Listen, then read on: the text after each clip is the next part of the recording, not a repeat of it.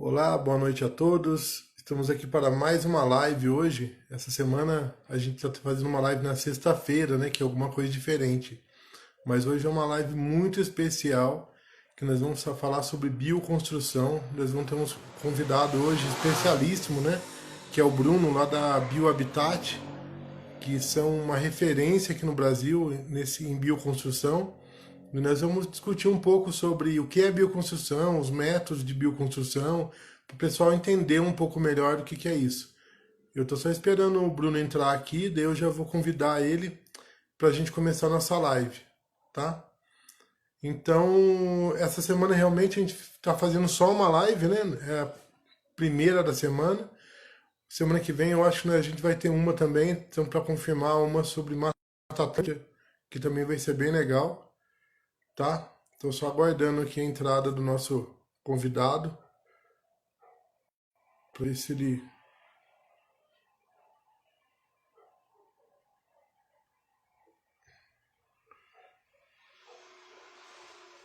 Aí, o pessoal já está começando a entrar. Boa noite para todo mundo aí que está entrando.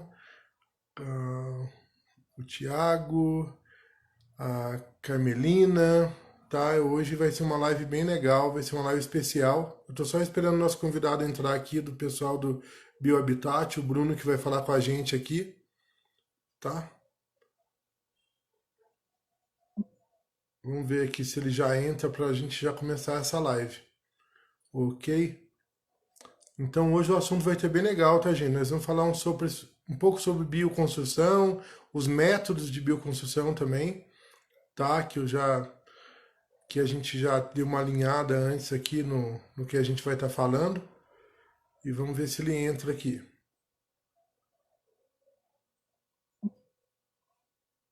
Deixa eu ver. Ainda não entrou. Deixa eu ver aqui.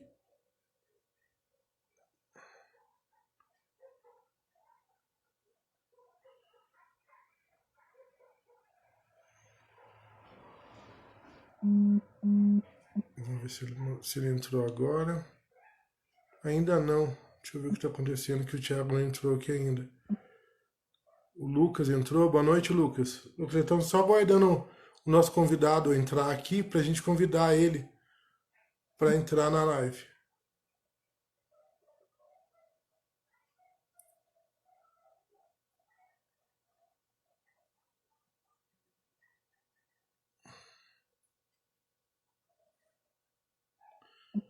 Bio,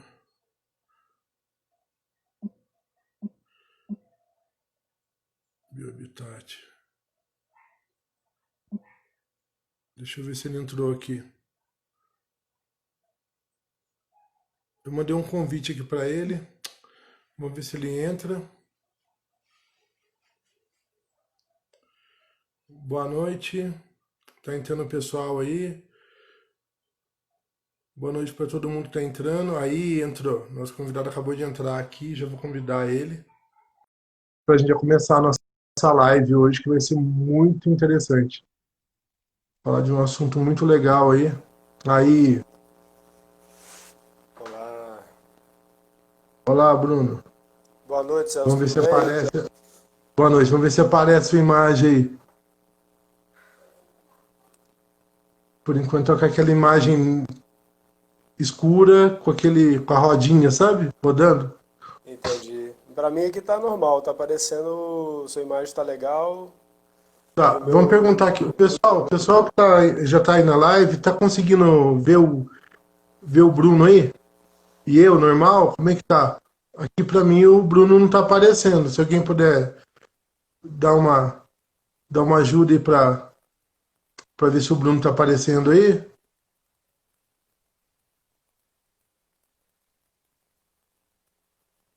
A sua tela aqui pra mim tá preta, sabe, Bruno? Olha lá, só tá vendo eu, Bruno. Uai, que coisa. A minha internet aqui é bem ruim, viu, Celso? Que eu tô na roça aqui, minha Ah, internet entendi. é rural, sabe? Mas Entendi. costuma dar normal. Eu posso sair também aqui e entrar novamente aqui, se você achar que é necessário. Olha lá, tá bom. Vamos tentar novamente então. Você entra de novo, que daí eu.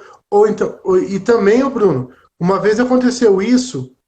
A pessoa conseguiu no perfil pessoal dela, não do da empresa, Ah, tá? tá. Às Não, vezes, muito bem. tá? Posso entrar no meu Tá? pessoal aqui também, aqui, sair aqui, Então, tenta entrar no seu pessoal para ver se dá Tá, certo. tá bom, tá bom, Beleza? tá Tá. joia.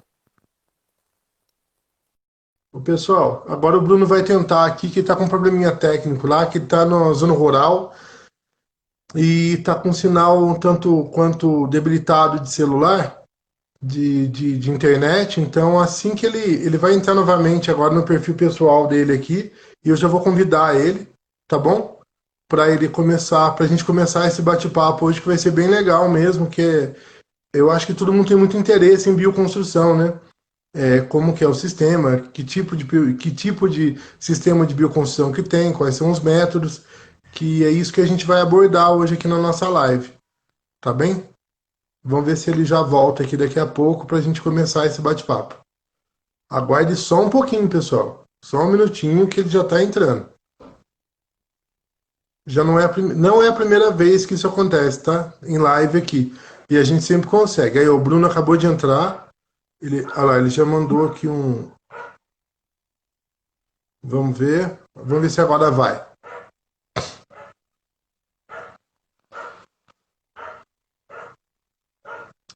Vamos ver. Vamos ver, Bruno.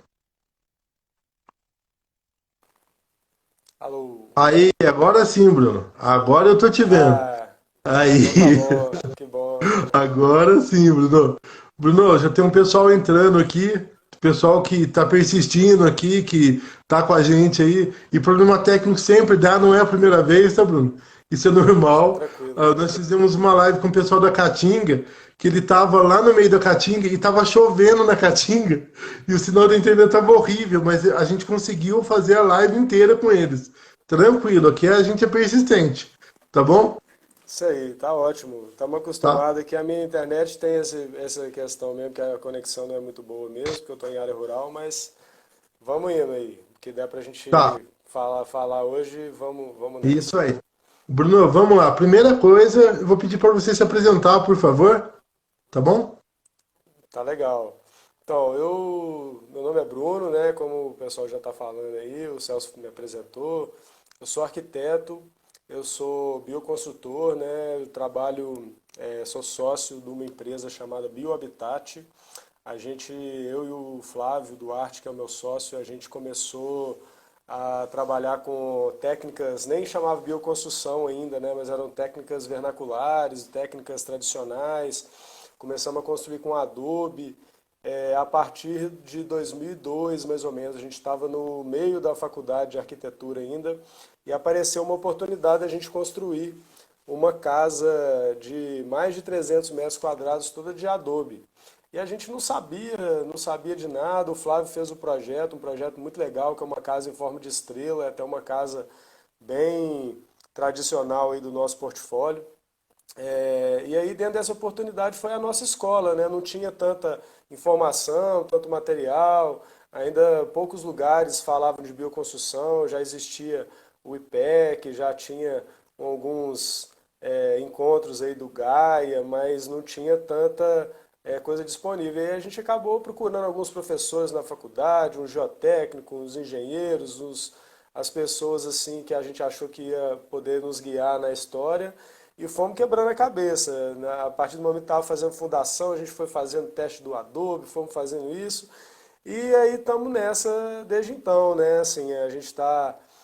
Hoje a gente presta serviço nessa área em vários aspectos, né? Fazemos projeto, fazemos consultorias, capacitamos muita gente, né? A gente já tem mais de 1.000 pessoas treinadas aí no Brasil que passaram pela nossa mão, então a gente milita muito pelo conhecimento da bioconstrução, porque é uma coisa muito maravilhosa e tem muita informação desconcertada aí disponível, né? Então a gente também veio Justamente.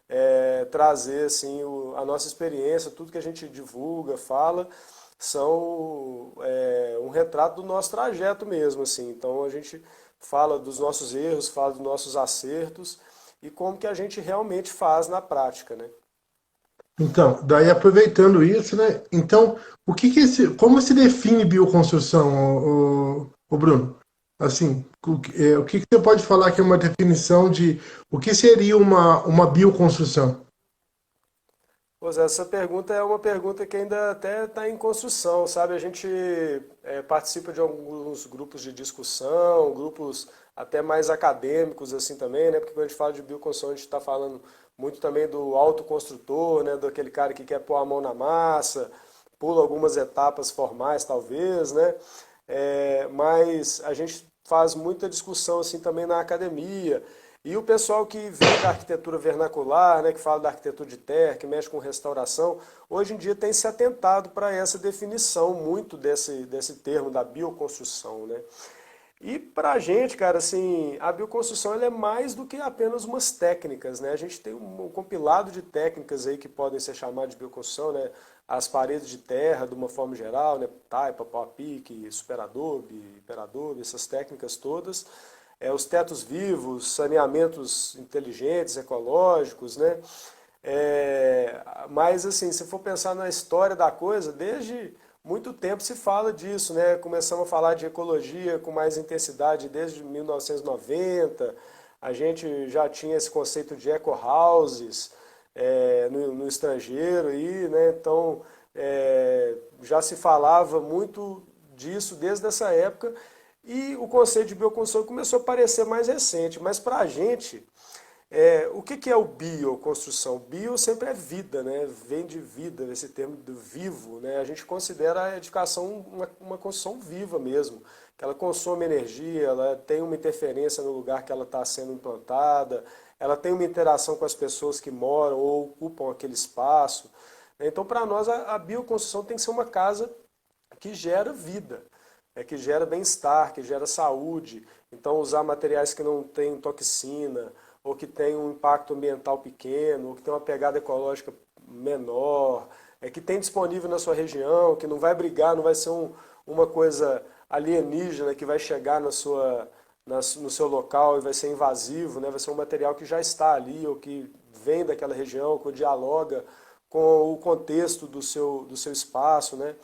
Então, assim, a bioconstrução a gente poderia ficar aqui definindo esse termo aqui por horas, né? Mas Entendi. para mim, assim, e para a gente aqui, para o Flávio, né, que a gente conversa muito sobre isso, ela está muito vinculada a isso, né? A vida, a saúde, o bem-estar das pessoas, né? Tá. E assim, hoje você pode assim falar quais seriam os métodos de bioconstrução mais empregados no Brasil hoje? Assim, de todos que vocês trabalham com eles aí. Cara, assim, o carro-chefe da bioconstrução talvez seja as paredes de terra, né? Porque terra é um material de construção fantástico, né? Assim, apesar de ter Sim. sido ao longo do tempo meio que deixado de lado ou colocado num patamar assim de menos status, vamos chamar assim, de menos nobreza, né?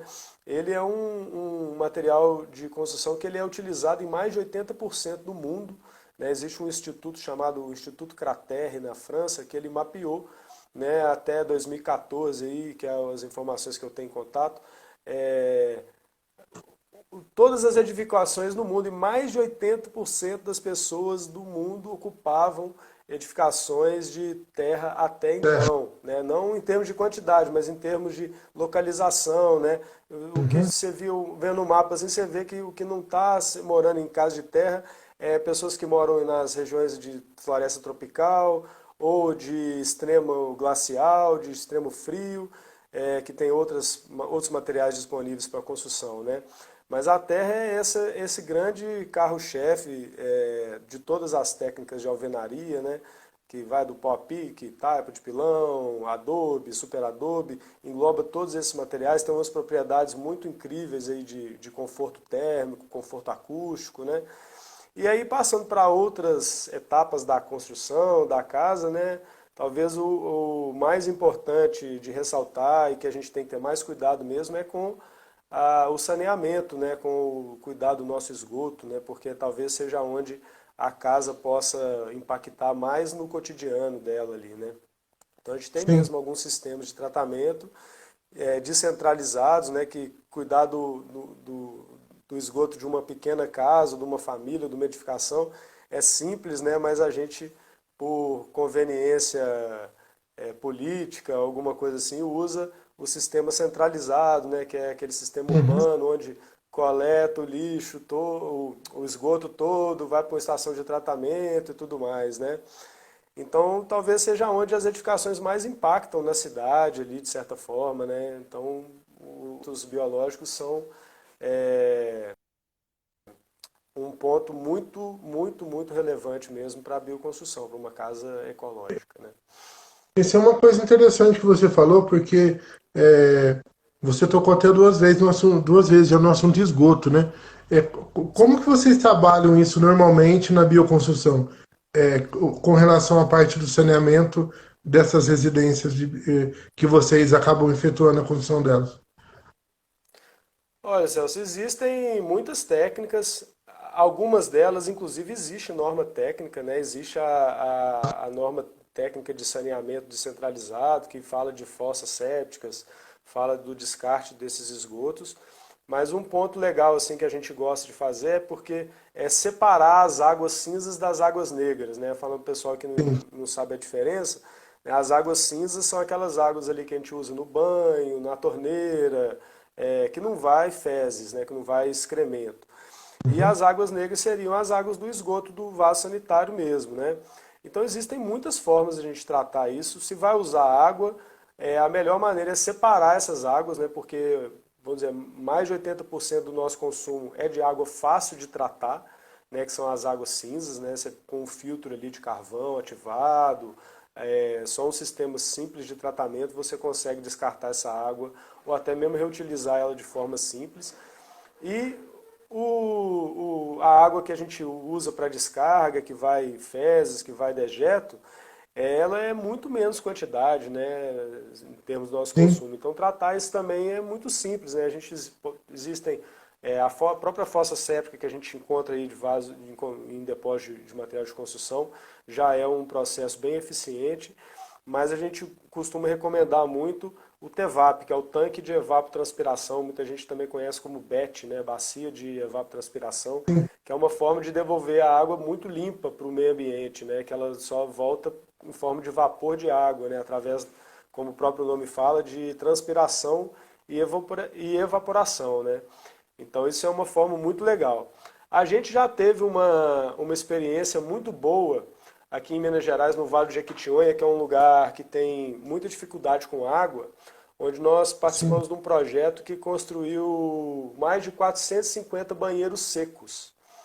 E o banheiro seco é uma alternativa fantástica, porque ela tira a água da jugada, né? Então, a partir do momento que a Sim. gente tira a água da descarga, já começa a ter um potencial muito grande. E o grande lance do banheiro seco, assim, que eu vejo, é você tratar uma coisa que é pegar uma coisa que é tratada como dejeto, como transtorno, que é as fezes, e transformar em recurso, né? Sim. Porque o resultado final desse tipo de sistema de tratamento é composto, né? E muitíssimamente eficiente. Lá nas áreas rurais onde a gente experimentou, o pessoal utiliza largamente, não tem problema de contaminação, feito certinho, todos os patógenos são eliminados na compostagem e você pode até chegar a estercar hortaliças, coisas assim de fação numa boa. É mais ou menos um sistema como se fosse um biodigestor. É isso, mais ou menos? É mais ou menos, é um sistema que vai fazer as bactérias termofílicas trabalhar, né? Elas vão entrar em Sim, altas temperaturas, né? São sim, bactérias que utilizam o oxigênio, por isso que o banheiro não pode ter água, né? Porque senão você cria uma camada ali anaeróbia. Então esses sistemas de tratamento do banheiro seco são parecidos com o biodigestor, a gente não faz a captação dos gases, o tá. biodigestor entra um pouco de umidade também, então a diferença mais estariam nas bactérias que estão Sim. trabalhando ali, mas a ideia sim é fazer com que uma pequena câmara de compostagem, que pode ser um tonel de 200 litros, existem câmaras fixas aí, o pessoal tiver curiosidade de entrar lá no nosso site lá da Biohabitat, no portfólio, vai ver muito exemplo. A gente, inclusive, tem um material explicativo sobre isso, bem legal. Mas a ideia é que essas bactérias vão chegar aí em torno de 90 até 100 graus de temperatura. E Que com esse fantástico. trabalho, todos os patógenos vão morrer. Não vai nada ficar vivo aí, coliformes. E, e tem uma vantagem também, né? Que você não tem a ação de detergente, de nem de sabão, nada disso, né? Que é o principal problema que tem nesse tipo de tratamento hoje. Não, aí eu te cortou um pouquinho, mas pelo que eu entendi, você falando assim, detergente, sabão, essas coisas, a gente Isso, vai você não tratar tem esse no tipo de outro. ação. Não vai misturar, né? Porque ele vai estar separado lá no sistema de tratamento de águas cinzas, né? E isso é muito simples de Sim. remover, né? Com uma caixa de gordura e um filtro Uhum. de carvão ativado, você pode já fazer essa remoção, a sua água já vai estar muito boa para ser devolvida para a natureza com esse tipo de tratamento. Mas existem alguns mais avançados também, tipo o ciclo de bananeiras, coisas que vão até gerar uma certa produção ali de alimento, né? Algumas valas de infiltração que você pode plantar coisa em cima. Então, toda vez que você utilizar a água da torneira, de certa forma você já está fazendo uma irrigação ali naquele terreno ali do ciclo de bananeiras ou das valas de infiltração, né? Que é um sistema que você vai realmente trabalhar com ele cheio, né? Ele vai começar a ficar ativo a hora que ele estiver cheio de água, então todo vai estar saturado, né? Então toda vez que você dá uma descarga, que você usar a torneira, ligar um chuveiro, aquele terreno ali vai estar sendo encharcado novamente ou umedecido novamente pelo sistema. Então é um ótimo lugar para plantar. Lá na casa do Flávio tem um milharal maravilhoso em cima de umas valas de infiltração, Que já plantou legal. mamão, já plantou umas coisas assim bem interessantes. E outra pergunta também, com relação à eficiência energética, como que vocês trabalham com isso também, Bruno? Com relação à eficiência energética?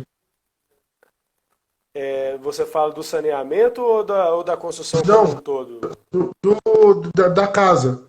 A parte de eficiência Cara, energética, é, iluminação. to- entendi. Isso aí assim, existem mil formas, né, de fazer. A gente Tá. não aplica muito assim alguma técnica direta, porque como essas tecnologias, tirando o aquecimento de água, que pode ser feito de forma bem rudimentar, né, com serpentina, com placas Sim. solares, é, a gente vai entrar no campo da fotovoltaica, né, que talvez seja a mais fácil de gerar energia elétrica. E nós aqui temos sol em abundância, talvez a fonte eólica.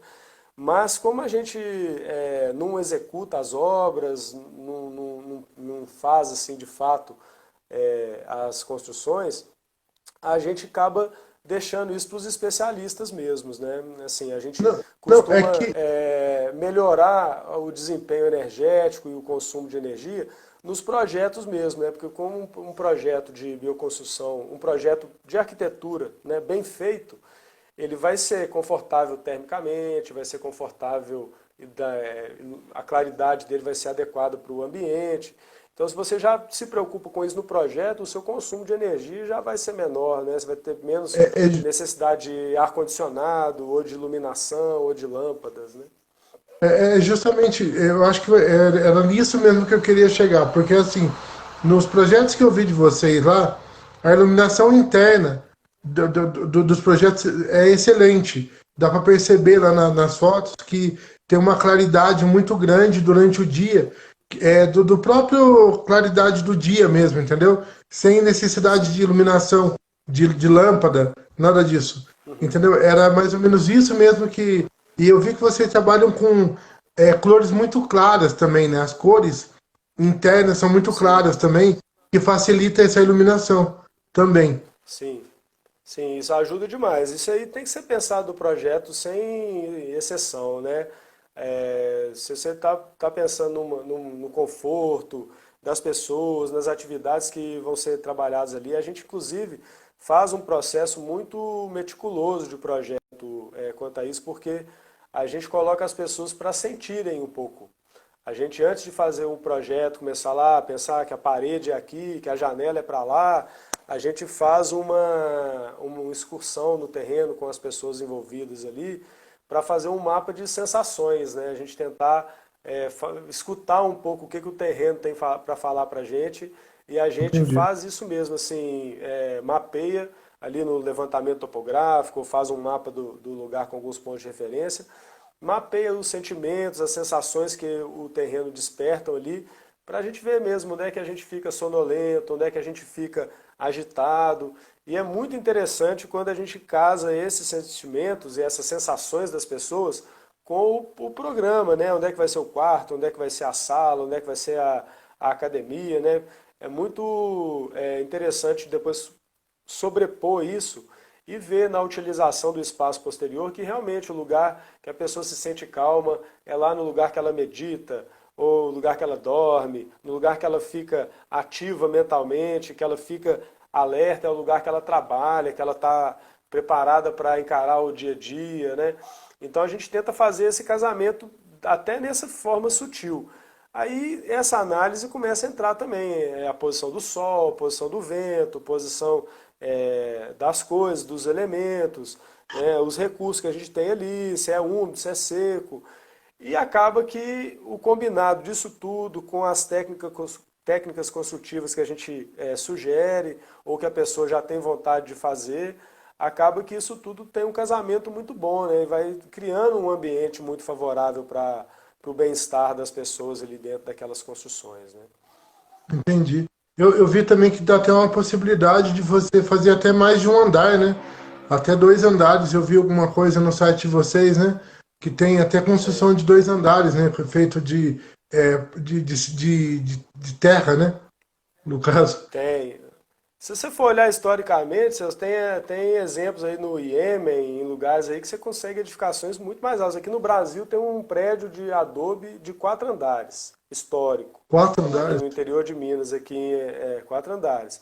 E existem mais. Lá no Iêmen, no Marrocos, a gente vê exemplos ali de construções com mais de 10 andares, históricas, com mais de 1000 anos de idade. Então, assim, não é um problema estrutural. Nessa casa que eu citei, que foi a nossa escola de bioconstrução, a Casa Estrela, a gente fez um adobe lá que dava uma resistência de 4,5 MPa de resistência. Isso, para quem não está acostumado com a linguajar dos engenheiros aí, daria para construir 5, 6 andares sem estrutura, só Que no fantástico. bloco de terra, suportando a própria carga ali dos andares. Então, assim, a construção com terra ela é altamente resistente. Lá no Rio Grande do Sul, a gente fez uma construção lá num lugar chamado Cidade Escola Aine, a gente orientou o pessoal lá, um lugar bem legal, assim, foi feito uma escola mesmo, bem grande, assim, muitas construções, praticamente tudo em hiperadobe. E lá a gente fez uma estabilização que ficou tão boa que uma parede lá precisou de romper para atravessar um esgoto que não estava contemplado no projeto e tal. A gente não conseguiu quebrar na mão, precisou de romper com um martelete. Caramba! Agora, uma coisa que eu queria perguntar para você. A parede é feita com terra ou é solo cimento? Assim, só para entender. É terra Cara, mesmo? depende do material que você tem disponível, né? Porque a terra ela é Tá. muito plural, né? Ela é muito plural, mas Sim. existem sim muitos casos. O ideal é trabalhar com só a terra. A gente Só a trabalha terra? com solo cimento também, claro que a gente usa o solo cimento também. Em alguns pontos específicos da edificação, onde vão receber mudanças de carga ou algum tipo de abrasão mais forte ali no rodapé, talvez. Mas a maioria das vezes a gente trabalha só com a terra também. O ideal é tentar, inclusive, consertar as dificuldades da terra ali na granulometria. Né? Porque a terra, o pessoal sempre fala assim, o barro, ou vou pôr argila ali e tal. E, na verdade é um pouco mais complexo que isso, né? Para escolher a terra exige sim um conhecimento, precisa de escolher a terra certa, faz diferença na vida duradoura aí da obra, né? Uhum. Apresentar patologias ou não. Mas assim, friamente falando, a gente trabalha com terras aí de 50 a 70% arenosas, né? Então ela vai ter ali dentro das partículas principais dela ali uma porcentagem grande de areia e tem que ter um tanto de argila, que seria a cola de tudo, o suficiente para colar todas essas areias. Então, assim, a matemática Entendi. de achar a terra certa é mais ou menos essa, né? A gente tem ali três grãos, a areia, que seria o grande, o silt, que é o Isso. intermediário, e a areia, e a Isso. argila, que é o mais fininho. Quando a gente tem Isso. uma combinação ótima disso tudo aí, você não precisa de nada. Muitas vezes, aqui em Minas Gerais, por exemplo, o nosso latossolo aqui, ele é bem argiloso. Então é comum a Sim. gente ter que acrescentar areia para estabilizar. Normalmente a É gente isso que eu ia consegue fazer perguntar. uma estabilização só com areia, já resolve. Quando é o contrário, né, a gente precisa de estabilizar o solo mais arenoso, que não tem liga suficiente, o cimento ele entra como se fosse uma argila fininha, né? Ele tem um papel Sim, parecido com o da argila. Então a sim, gente acrescenta assim. Nos casos dos superadobes, hiperadobes, quando vai fazer cúpula, domo, a gente também recomenda.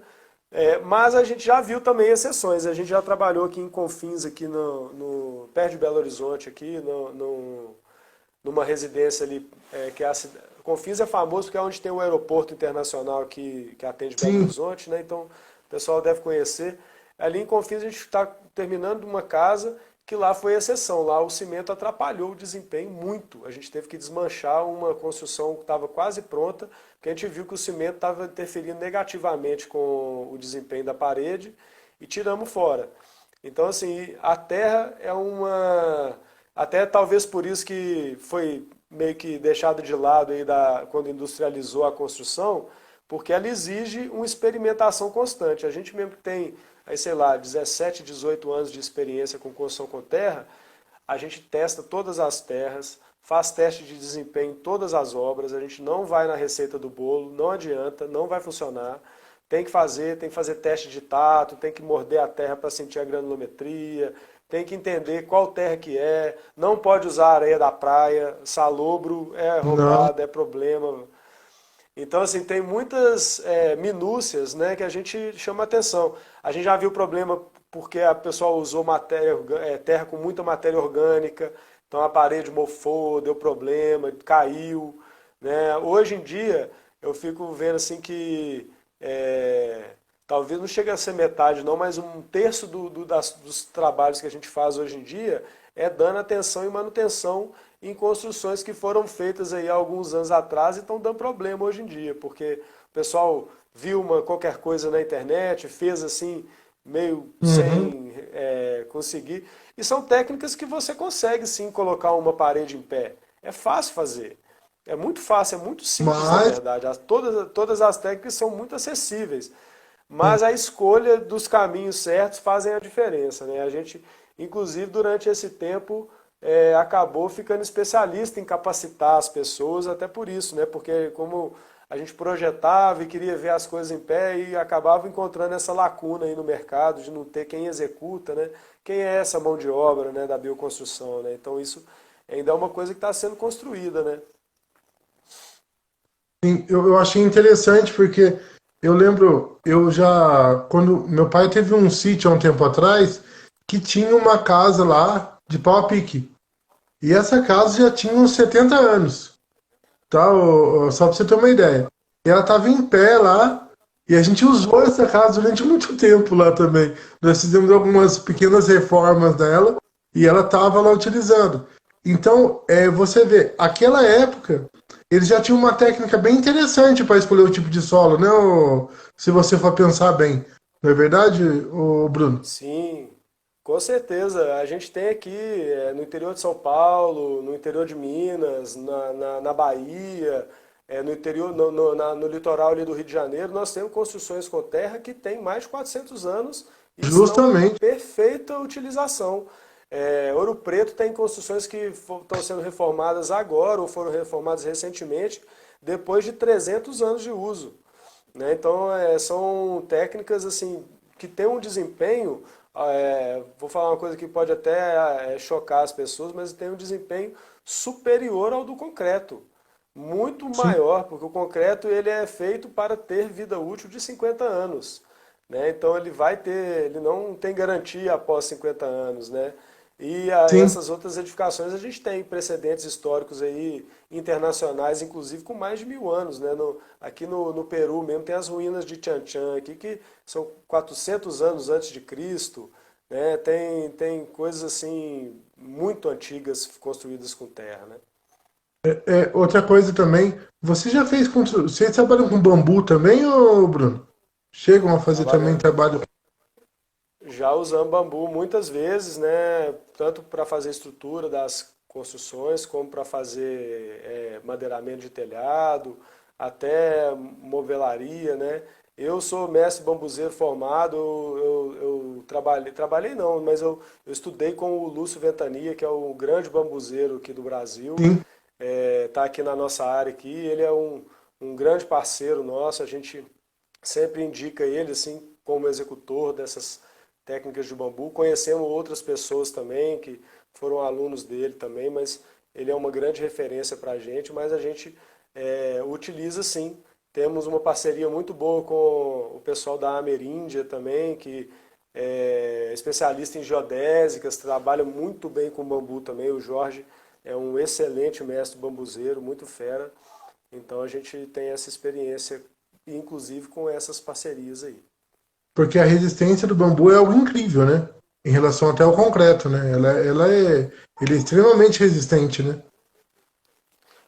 Tem uns estudos aí, tem um professor aqui na Universidade Federal de Minas que fez esses estudos assim, comprovando até que o bambu pode chegar a ter uma resistência à tração maior do que a do aço. Chegaram a fazer alguns estudos assim de utilizar o bambu no lugar do concreto. A gente mesmo na bioconstrução utiliza muito ele para fazer a trama do pau a pique, né? Sim. O bambu, ele só tem um cuidado assim maior com ele que tem que ter, na hora de colocar ele em contato com as intempéries, né? Ele não é muito resistente para ficar tomando sol e chuva Uhum. diretamente, não, mas inclusive existe algumas formas de fazer isso sim, né? Já vi o pessoal usando até como telha, mas vai exigir uma manutenção um pouco alta, isso sim, mas é uma ferramenta, um material fantástico, né, cheio de simbolismos, cheio de misticismos envolvidos Sim. aí. O pessoal fala as dinastias que começaram a utilizar lá na China o bambu como matéria-prima, falava que aqueles colmos ali que estão dentro, aquele ar ali dentro, ele nunca tinha sido maculado pela atmosfera, então era o lugar que os anjos moravam, né? Que Então o fantástico. bambu essa magia toda, né? Que tem até a tradição de você dar um pé de bambu para a pessoa quando ela se casa, que aquilo ali vai ser toda a subsistência dela, né? Você pode tirar os seus objetos, a sua morada e até o seu alimento, né? Que você pode comer o broto do bambu, então é um material muito legal. Se não me engano, tem até alguma coisa do Saci, não tem relacionado ao bambu também? Não tem negócio assim? Aqui no interior tem um Acho negócio que do tem sim, Saci porque aqui. por causa do vento, né? Tem essa história do vento, Isso de chuva, mesmo. com certeza. O nosso Isso folclore mesmo. está aí também, Tá aí. amarrado no bambu, com certeza. Assim, outra coisa interessante que eu vi é que vocês têm um sistema construtivo que toda a casa de terra, inclusive o telhado, tudo, que parece até uma colmeia, né, de abelha, assim, e a resistência, o que me admira é a resistência que aquele material tem à chuva, entendeu? Você trabalhar com ele em toda a casa, porque normalmente o que a gente vê são casas com telha e que a parede fica embaixo, então você tem uma Sim. certa proteção da chuva. E vocês têm um sistema que toda a casa é de terra. A gente já fez essas experiências dos domos, né? Não, essa história é até uma coisa meio polêmica, sabe, Celso? Porque não é uma coisa que a gente recomenda para qualquer pessoa, porque é um tipo de construção que vai exigir uma manutenção muito alta. Então a gente Sim, fez sim em alguns lugares, mas eram lugares que eram centros de permacultura ou pessoas muito engajadas com a bioconstrução e que a gente confiava que ia dar uma assistência. Por quê? O domo, ele tem essa peculiaridade. Primeiro, ele foi desenvolvido para não ser em áreas tropicais, que exclui praticamente o Brasil todo, assim, né? A umidade justamente. alta é a nossa praia, né? Então esse sistema construtivo ele foi desenvolvido por um professor iraniano. Ele era professor na Caltech americana lá e desenvolveu um protótipo para construir na Lua, né? Era o Nader Carrilli. Ele ganhou um concurso da NASA para construir na Lua e bolou aqueles domozinhos ali. A ideia era mandar o material para a Lua com o menor frete possível, né? E ele bolou Uhum. isso de construir com os sacos e ia construir com a Terra lunar. E aí funciona muito bem, lugar que não chove, no deserto da Califórnia, onde eles testaram tudo, tem construções de altíssimo padrão feitas assim. E a gente aqui no Brasil tem essa ressalva porque essa parede é muito pesada. Então, assim, uma fissura ali, uma goteira que der ali na impermeabilização, ela não vai ser só uma goteira que você pode pôr um balde ali debaixo e conviver com ela, não. Ela vai ser um problema Não. estrutural e pode ruir, sim. A gente já viu cúpulas caindo. Então, hoje a gente está fazendo um experimento junto com o pessoal do sítio Saramandala, que a gente usou uma borracha líquida como impermeabilizante, porque a borracha líquida tem uma certa elasticidade e é um material novo, a gente não tem muito conhecimento ainda formado sobre ele, não. Mas já tem 2 anos que a cúpula está lá, intacta, muito bem, assim, e estamos acompanhando para ver o desempenho. Mas rebocos convencionais, impermeabilizações aí que estão no mercado, vai exigir uma manutenção altíssima das pessoas. A gente já conhece casos aí que tiveram que ser desmanchados totalmente e refeitos, assim, por essas questões das microfissuras e da impermeabilização que não consegue durar muito tempo com o vai e vem da terra ali, sabe? Esse foi o objetivo da pergunta, porque eu estava imaginando, aqui no Brasil, por exemplo, eu moro em Campos do Jordão, na Serra da Mantiqueira. A umidade aqui é altíssima, porque aqui chove muito, né? Tanto que a gente tem uma característica de mata ombrófila aqui, que é uma mata de chuva. E daí eu tava pensando, imagina isso aqui em Campos, a manutenção que não daria, né? Você fazer um domo daquele, porque é uma manutenção constante. E os sistemas de impermeabilização que a gente tem hoje aqui no mercado, que nem você disse, para você conter aquela eletricidade que tem do material que você usa, realmente vai ficar complicado esse sistema de manutenção. Então, você tirou totalmente minha dúvida, que era essa dúvida que eu tinha com relação à manutenção do sistema. Dá uma manutenção muito alta e esse teste que a gente falou, assim, a gente tem dois domos aí feitos no Brasil, assim, e estão sendo utilizados amplamente, assim, um no Mato Grosso e um aí no interior de São Paulo também, perto de Sorocaba. Então são Hum, lugares bem úmidos também. Esse do sítio Saramandala aí é perto de Sorocaba. Então é um test drive que está sendo feito mesmo para a gente ver se mata essa charada. A gente não recomenda bioconstrutores iniciantes fazerem construções com cúpula, né? É uma sim. construção bem sofisticada, bem avançada. E principalmente se você não tem o perfil de manutenção da residência, não é uma construção indicada para você, né? Assim, mas se a pessoa tem o perfil, não, eu dou manutenção, eu gosto e tal. Inclusive tem que pensar nisso na hora de fazer isso também. Se um dia você for vender essa casa, né, você vai vender isso para quem, né? Porque é uma construção que realmente exige, é quase ter um filho. É uma coisa que você vai ter que cuidar eternamente, assim, não tem escapatória, não. É que nem aquele carro com mais de 20 anos, né? Você pode ter certeza que ele vai dar manutenção direto. Vai dar manutenção e vai ser difícil passar para frente. Vai ser difícil passar para frente, justamente. E é interessante isso porque eu sou de uma família de construtores, sabe, o Bruno? Meu pai é construtor há 45 anos, meu avô era construtor, então eu sou de uma família assim de construtores a construção civil sempre teve na minha família presente. E é muito interessante estar conversando isso com você, porque essa semana eu fui num lugar até onde meu avô construiu umas cúpulas que eram para fazer carvão, tá? Que estão lá há mais de 50 anos, essas cúpulas já, e tem uma delas que ainda está perfeita, e foi feito com tijolo, a cúpula. E ela está em pé, normal, redondinha, e é impressionante, né? Como esses sistemas realmente eles duram, né? É uma coisa impressionante.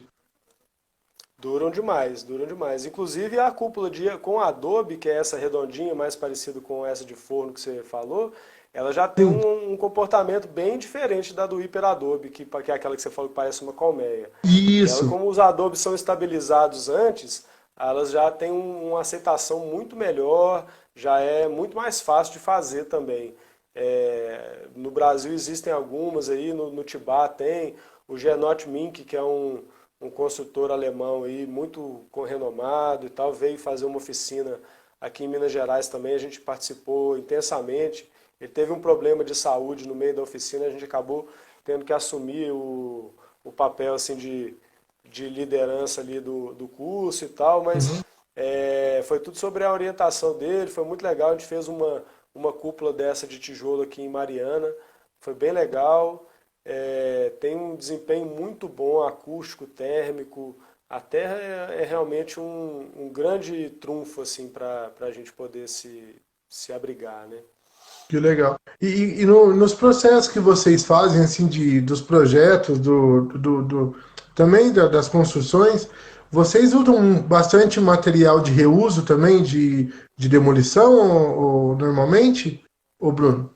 Cara, assim, não tem uma regra dos nossos projetos Tá, não, sabe? Porque tá. cada contexto é tão peculiar, assim, cada cliente tem um ritmo de vida, tem um envolvimento, cada pessoa tem o seu contexto de até onde pode ir, tem o seu gosto pessoal também, estético, a sua versão de aconchego, né? Cada um tem o seu padrão de conforto, assim, né? Estabelecido aí pela cultura, pelo ritmo de vida, pelos gostos, né? Pelo como que a gente é moldado aí ao longo da nossa própria história, né? Então acaba que a gente não tem assim uma regra para o projeto, não. Se for Tá. reparar, uma coisa que é comum no nosso portfólio é a diversidade, né? Assim, Muito, o muito. projeto não é muito parecido com o outro, até por isso que Tá. a gente envolve tanto a pessoa e é tão personalizado o processo que acaba que o projeto não tem a cara dos arquitetos, ele tem a cara do dono. Né? Então a gente preza muito isso, faz parte muito, mas sim, a gente sempre é aberto, reutilizar um material, é, poder utilizar, dar vida para uma coisa que ia ser descartada ou Uhum. ia ser perdida, né? Muitas vezes a gente está falando aí de madeiras nobres, né? Que uma árvore que perdeu uma vida, sei lá quanto tempo atrás, para virar piso, para virar tábua. Né? Então a gente tem que honrar sim isso, né? Honrar essa utilização. A gente não é muito favorável a alguns usos assim que o pessoal tem disseminado, que é usar muito lixo na Ah, construção, não. usar alguma coisa assim, traz até uma contaminação para o lugar, né, de certa Sim, forma. Como sim. o nosso foco da bioconstrução é gerar saúde, bem-estar, a gente não utiliza lixo a não ser que ele seja muito necessário e que o contexto da pessoa vá trazer um bem-estar para ela maior do que a contaminação material que aquilo ali vai gerar. Né? Se a pessoa ficar muito feliz, vai trazer uma sensação de realização incrível para ela, a gente topa também. Né? Porque até nessa tomada de decisões, a gente vai mesmo balizando assim muito no como que essa pessoa vai ficar bem amparada, como que o projeto vai ser bem realizado. Né? O patamar não é só assim, se vai ficar barato ou se vai ficar viável. É claro que isso é importante, né? Mas também essa pessoa vai ficar feliz lá dentro. Né? Uma vez Justamente. a gente estava dando uma palestra lá em Viçosa, na Universidade de Viçosa, e um professor me perguntou isso, falou assim, e aí, Bruno, vocês estão aí falando um monte de técnica, falando um monte de coisa, e foi uma pergunta que me deixou muito feliz, assim, até para refletir sobre o assunto, é isso, assim, e como que essa pessoa está lá dentro daquela casa? Isso, na verdade, é o grande motivador nosso da Biohabitat, é isso, né? Como que essas pessoas vão ficar lá dentro? Então, inclusive, a gente acompanha, a maioria dos clientes aí, a gente, depois que a casa está pronta, que o projeto foi executado e tudo mais, a gente ainda acompanha um pouquinho da vida das pessoas ali para entender isso também e até utilizar essa experiência como melhorias assim para o nosso Com jeito de certeza. projetar, para a nossa história, né? Isso é uma coisa rara de acontecer, muito pouca gente tem essa oportunidade, né, de acompanhar o pós-projeto, né?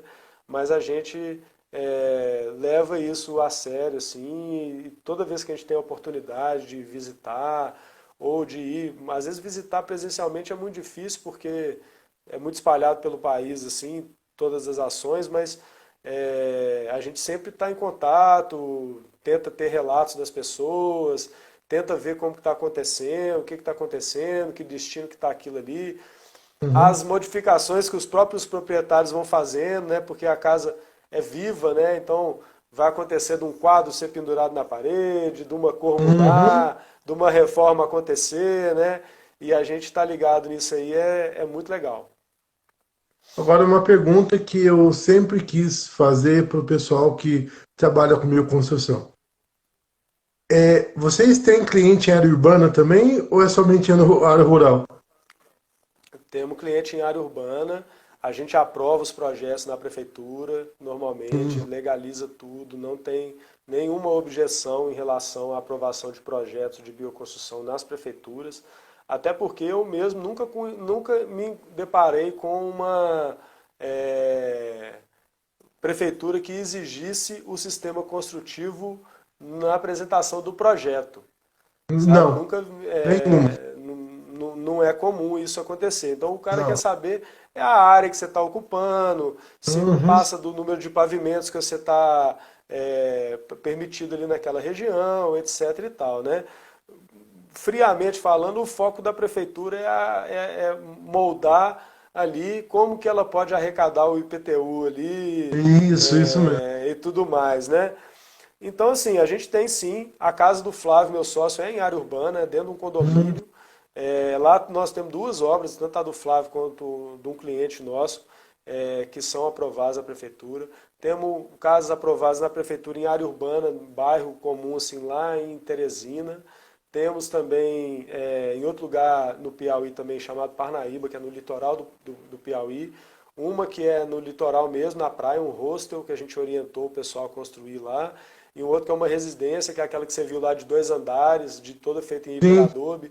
Aquela casa foi toda aprovada na prefeitura, tem a BITSE, tem o engenheiro calculista que calculou a fundação. Aquela casa foi feita conforme o figurino todinho de uma obra. Teve todos os encargos trabalhistas dos funcionários, tudo tem alvará de obra, burocracia toda completa. Então, E hoje, até uma coisa, desculpa te interromper aqui, mas uma coisa que não, eu sim. lembrei, inclusive a gente está melhorando essas questões. Em 2019, agora, se eu não me engano, foi aprovada a norma da ABNT da construção para adobes. Que Inclusive, a gente legal. participou da comissão lá, do grupo de estudo que elaborou o texto e tal. É, jornadas cansativas, muito cansativas, de idas à sede da ABNT lá em São Paulo. Mas a gente Uhum. ficou lá um ano participando desse grupo de estudo, escrevendo as normas e foi aprovado. Então isso também é uma brecha maior dentro da. Já começa a abrir flancos assim para o pessoal poder pedir financiamento ou se embasar em cima de alguma coisa para conseguir um apoio onde exista uma necessidade mais burocrática, tipo um financiamento que o banco vai querer saber o que está sendo feito de verdade e tudo mais, né? Mas a gente está bem saindo dessa questão que a bioconstrução tem que ser amadora, tem que ser rural. E não, a nossa ideia, inclusive, é profissionalizar as obras, né? Quanto mais profissional, melhor, né? Porque às vezes o cara fala assim, eu quero fazer minha própria casa. E acha que a bioconstrução é a solução. Mas você sabe colocar uma janela na parede? Você sabe instalar Justamente. uma lâmpada? Né? Que são coisas que vão ser essenciais. Você sabe usar um prumo? Né? Então a pessoa às vezes vai se deparar com obstáculos que mesmo se ela estivesse fazendo a casa de tijolo, de bloco, ela Uhum. ia ter a mesma dificuldade, né? Que se ela não sabe usar um prumo, não sabe bater um prego, não sabe usar uma maquita, usar uma ferramenta de alta rotação, ela vai ter uma obra mais lenta. Se você tem um carpinteiro na sua obra, se você tem um cara que está acostumado com o trabalho braçal, né, mesmo que seja para te apoiar ali e tal, a sua obra vai ter um rendimento, um desempenho muito superior do que um mutirão, por exemplo. Sim, sim, e é muito legal. Sabe o que é mais legal da sua fala? É ver o interesse da bioconstrução na área urbana e de forma profissional. Isso é muito legal, porque realmente, porque a conotação que se tem muitas vezes da bioconstrução é que é um negócio que qualquer um pode fazer, entendeu? O cara pode fazer uma casa de barro, vamos dizer assim, é mais ou menos isso. O que dá a entender normalmente é isso, não é, Bruno? Muitas vezes. Mas na verdade, Celso, qualquer pessoa pode fazer, na verdade, entendeu? Assim, Tá, é tá, simples nesse ponto. tá. Mas é bom se embasar de conhecimento, né? De entender que Sim, tipo de fazer com conhecimento que você está qualidade. usando, a técnica certa, fazer com qualidade. Isso. Não é porque você está fazendo você mesmo que você vai fazer mal feito, né? Vamos dizer que você resolva fazer uma reforma dentro do seu banheiro da sua casa. Você vai sentar o Sim, azulejo, você vai ter que usar aqueles espaçadorzinhos, fazer tudo alinhadinho, sim, fazer retinho, fazer bonitinho. Se sim, você fizer mal feito, vai ficar mal feito. A mesma sim. coisa vale para a bioconstrução. Se você Isso está aí. lá fazendo uma casa com as próprias mãos, mas está fazendo caprichado, a gente tem exemplos excelentes. Essa casa mesmo que eu citei com você em Confins, ela é uma casa grande, muito grande, ela tem quase 300 metros quadrados e Uhum. foi feita pelo próprio proprietária. A mestre de obra da casa é uma mulher advogada e quem construiu a casa de fato foi ela e um ajudante. E Que, fan- teve mutirões, a gente fez ações lá, tiveram que acontecimentos fantástico. esporádicos, mas quem construiu a casa de fato foi a proprietária da casa e o ajudante, que era um cara que para fazer força mesmo, e ela. Então elas Que legal. ficaram um ano de obra, mas assim, a casa é complexa, tem muitas técnicas, tem adobe, tem teto vivo, tem super adobe, tem saneamento ecológico. A casa é Que grande, tem magnífico. muitos ambientes, todos os quartos são alto padrão.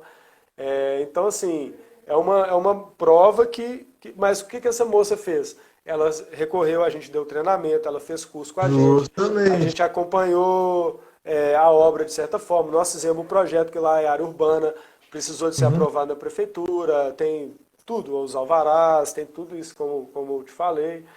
Que Então, fantástico. assim, a ideia qualquer pessoa pode fazer, mas Mas, vamos fazer certinho. Vamos fazer é, com conhecimento legal, com o material certo. Aí sua casa vai ter alta durabilidade, vai ter pouca manutenção, não vai ter uhum. problema de infiltração, não vai ter problema de mofo, né? Que é o que a gente vê acontecendo aí com as construções que não são tão bem feitas assim, né? Ô Bruno, ó, pra você ter uma ideia, cara, falta só 2 minutos e meio para terminar a live. Eu Maravilha. vou dar esse espaço para você agora, para você se despedir. E se você quiser falar alguma coisa sobre os cursos, qualquer coisa, fica à vontade aí. Legal, Celso. Eu queria te agradecer aí pelo convite. Muito legal falar de bioconstrução, é uma coisa que a gente gosta muito, né? Sempre estamos divulgando e incentivando as pessoas, né? E como você falou, a gente vai começar assim agora, no começo de setembro, a abrir a inscrição para o segundo curso online de bioconstrução. A gente tem se especializado muito em passar esse conhecimento de forma virtual. A gente já capacitou equipes profissionais online, então é possível fazer um treinamento virtual para bioconstrução. E a gente já está com a segunda turma. A primeira turma terminou agora em agosto, foi muito bem sucedido. O pessoal está dando um feedback maravilhoso sobre o curso. E agora, no dia 4 de setembro, a gente vai abrir as inscrições para a segunda turma. Então, o Vou estar pessoal ficar lá. ligado lá na nossa página da Biohabitat. Quem está perguntando o contato nosso aqui, É, ó, é Biohabitat, Biohabitat. Vai Biohabitat. estar na live lá, tá bom? É na hora que eu publicar a Isso. live, vai estar lá o contato, vai estar o Instagram do Bruno lá, vai estar lá para o pessoal entrar lá para ter o contato já do Bruno. Tá bom, E Bruno? lá no nosso Instagram a gente vai colocar as informações todas, tem os links lá Isso. no Linktree, do site, da lista de espera do curso. Quem quiser conhecer mais a Biobitat, é só visitar lá, nós estamos à disposição, sempre disposto a trocar uma ideia aí. A gente tem um grupo também, Celso, do Telegram, quem quiser lá no Linktree lá do nosso também tem. É um grupo de Legal. ampla discussão, não tem aquele negócio de ficar conversando coisas frugais do dia a dia. A ideia do grupo é só bioconstrução mesmo, a gente tira dúvidas das pessoas, envolve mesmo, tem sido muito rico, tem mais de 400 participantes lá já. Tá. Então, quem quiser participar, o Telegram está sendo um veículo muito legal de contato direto com a gente também. Bruno, brigadão. Tá, foi um prazer estar com você aqui. Tá quase terminando a live e nós vamos colocar lá e eu vou estar fazendo o curso, beleza? Com certeza eu quero fazer esse curso aí.